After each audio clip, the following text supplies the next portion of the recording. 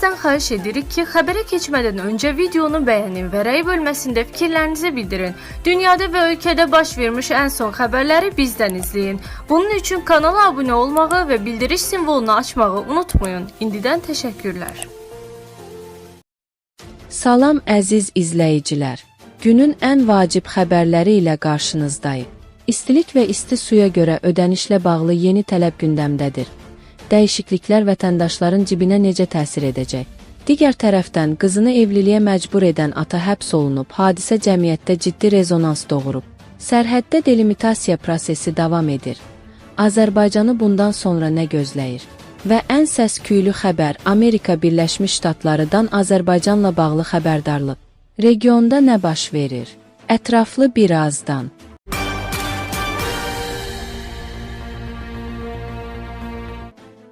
İstehlak edilmiş istiliyin və ya isti suyun dəyəri barədə hesab istehlakçıya təqdim edildikdən, göndərildikdən sonra müvafiq vəsaiti 30 gün müddətində tam məbləğdə ödənməlidir. Milli AS xəbər verir ki, bu baş nazir Əli Əsədovun təsdiq etdiyi istilik enerjisindən istifadə qaydaların da əksini tapıb. Həmçinin istehlakçılar mənzillərin və yaşayış evlərinin daxilində quraşdırılmış sayğacları onların texniki pasportlarında göstərilmiş tələblərə uyğun istismar etməli. İşlək vəziyyətdə saxlanılmasını və üzərindəki plombların toxunulmazlığını təmin etməlidirlər.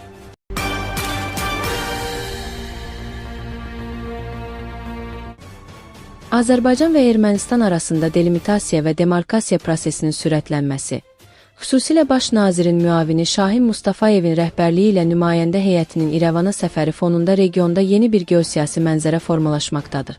Bu proses Ermənistanın daxili siyasi mühitində ciddi təlatümlərə və Nikol Paşinyan hökumətinə qarşı ittihamların kəskinləşməsinə səbəb olub.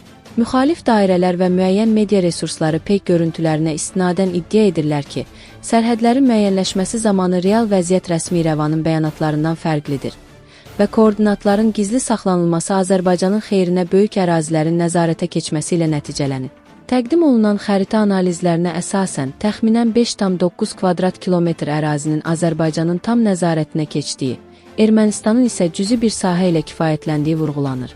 Bu narahatlıqlar əslində Ermənistanın illərdir işğal və ya neytral zona adı altında saxladığı ərazilərin beynəlxalq hüquqi çərçivədə öz həqiqi sahibinə, Azərbaycana qaytarılması prosesinin yaratdığı daxili psixoloji sarsıntıdır. Rəsmi Bakı bu məsələdə hər zaman Sovet dövrü xəritələrinə və beynəlxalq hüququn prinsiplərinə istinad edərək, mərhələli və texniki həll yolunu üstün tutub. Ermənistanın Müdafiə Nazirliyi və Delimitasiya Komissiyasının susqunluğu isə bu reallığın artıq qəbul edildiyini, sadəcə cəmiyyətə izah olunmasında çətinlik çəkildiyini nümayiş etdirir. Məsələ ilə bağlı Nocoment azla danışan professor Qabil Hüseynli qeyd edib ki, Ermənistanda baş qaldıran bu hayküy əsassızdır və prosesin mahiyyətini dəyişmək iqtidarında deyil. Erməni tərəfinin və oradakı revanşist qüvvələrin ərazilər itirilir deyə bağırışları əslində Azərbaycanın suveren hüquqlarının bərpasına mane olmaq cəhdidir. Delimitasiya prosesi Sovet dövrünün rəsmi xəritələrinə əsaslanır və Azərbaycan sadəcə özünə məxsus olanı, illərlə işğal altında qalmış və ya qeyri-qanuni şəkildə istifadə edilmiş torpaqlarını geri alır. 5,9 kvadrat kilometrlik ərazinin Azərbaycanın nəzarətinə keçməsi hərbi zəfərin diplomatik və hüquqi müstəvidə davamıdır. Paşinyan hökuməti başa düşür ki, bu xəritələrlə mübahisə etmək beynəlxalq birliyə qarşı çıxmaqdır. Ona görə də prosesi texniki səviyyədə davam etdirməyə məcburdur. Onun sözlərinə görə sərhəd dirəklərinin quraşdırılması regionda uzunmüddətli sülhün təməlini qoyur və Ermənistan cəmiyyəti bu reallıqla barışmalıdır. Sərhədlərin dəqiq müəyyən olunması gələcəkdə baş verə biləcək hərbi eskalasiya risklərini minimuma endirir. Ermənistan daxilindəki şəffaflıq müzakirələri onların daxili problemidir. Azərbaycan üçün əsas olan odur ki, delimitasiya beynəlxalq prinsiplər daxilində və bizim maraqlarımıza uyğun şəkildə icra olunur. Berkaber istiqamətində və ya digər zonalarda baş verən dəyişikliklər tərəflərin qarşılıqlı tanınmış sərhədlərinə qayıtmasıdır. Azərbaycanın addım-addım öz hədəflərinə çatması regionda güc balansının kimin xeyrinə olduğunu bir daha sübut edir. Bu proses bir daha təsdiqləyir ki, Azərbaycan həm döyüş meydanında, həm də masa arxasında öz maraqlarını qorumaq iqtidarındadır və Ermənistandakı daxili siyasi oyunlar bu strateji gedişatı dayandıra bilməyəcək.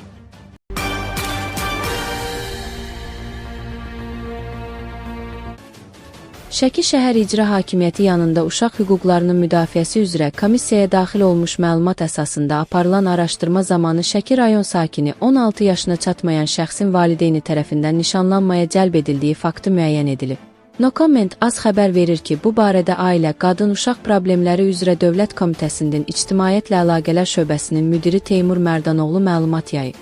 Qeyd edilib ki, məsələ ilə bağlı məlumat dərhal Şəki şəhər rayon polis şöbəsinə ötürülüb. Polis əməkdaşları tərəfindən valideyn barəsində Azərbaycan Respublikasının İnzibati Xətalar Məcəlləsinin 189 birinci maddəsinə əsasən protokol tərtib edilərək, materiallar baxılması üçün Şəki rayon məhkəməsinə təqdim olunub.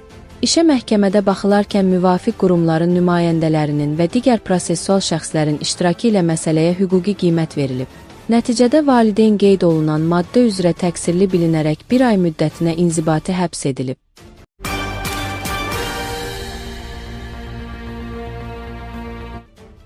Bugün Amerika Birləşmiş Ştatları Dövlət Departamentinin Azərbaycan üçün səfər xəbərdarlığını 3-cü səviyyəyə qaldırması gündəmin əsas müzakirə mövzusuna çevrilib. Vaşinqtonun öz vətəndaşlarına Azərbaycana getməyin və ya səfərə yenidən baxın mesajı verməsi, adətən aktiv müharibə və ya kütləvi ixtişar zonaları üçün tətbiq edilən bir prosedur olduğundan cəmiyyətdə haqlı suallar yaradıb. Bu rəsmi qərarın pərdə arxasında Azərbaycanın daxili sabitliyi deyil, daha çox xarici sərhədlərdəki, xüsusilə İranla cənub sərhədindəki gərgin dinamika və azad edilmiş ərazilərdəki mina təhlükəsi dayanır. Beynəlxalq praktikada bürokratik bir mexanizm olan bu xəbərdarlıq zamanlama baxımından kifayət qədər ziddiyyətlidir. Belə ki, cəmi 2 ay öncə ABŞ-nin yüksək səviyyəli rəhbərliyinin vitse-prezident C.E. Vance Bakıda strateji tərəfdaşlıq sənədləri imzalaması fonunda bu qərarın verilməsi dövlətlərarası münasibətlərin ruhuna kölgə salır. Əsas narahatlıq İranla mümkün hərbi qarşıdurmanın regiona sıçraması ehtimalı ilə bağlı olsa da, ekspertlər fəlakət ssenarilərinin baş vermə ehtimalını aşağı qiymətləndirirlər. Azərbaycan üçün isə bu qərarın təhlükəsizlikdən çox, turizm imicinə vurduğu dolayı zərər ön plana çıxır. Məsələ ilə bağlı No Comment azca danışan Ağ Partiya sözçüsü, siyasi şərhçi Cavanşir Abbaslı qeyd edib ki, bu addım Amerikanın Azərbaycandan istədiyini ala bilməməsinin nəticəsidir. Amerika Azərbaycandan istədiyini növbəti dəfə ala bilmədi İrana qarşı. Azərbaycan qətiyyətlə bir daha bəyan etdi ki, öz ərazisindən İranın vurulmasına heç zaman razılıq verməyəcək. Bundan öncə də belə bir sərt bəyanat səsləndirmişdi. Hər kəs xatırlayır həmin dövrü. Ona görə də Amerika ən müxtəlif variantlara əl atdı. Naxçıvan üzərindəki məlum hadisənin təxribat olduğu yönündə iddialar boşuna səslənmirdi. Bu da onlardan birinin davamıdır. Naxçıvan hadisəsi baş verən kimi istər-istəməz əsas müzakirə mövzularından biri Azərbaycanla İranı üz-üzə gətirmək üçün bunun təxribat olduğu yönündə idi. İndi həmin iddialar təbii ki təsdiqini tapmadı, amma bugün də həmin iddialar Naxçıvan hadisəsi fonunda əsas ön sırada yer alır. Bu da onlardan biridir. O qeyd edib ki, Amerika Birləşmiş Ştatları bu yolla Bakı və Tehran arasında süni gərginlik yaratmağa çalışsa da, Azərbaycan öz xarici siyasət kursuna sadiqdir.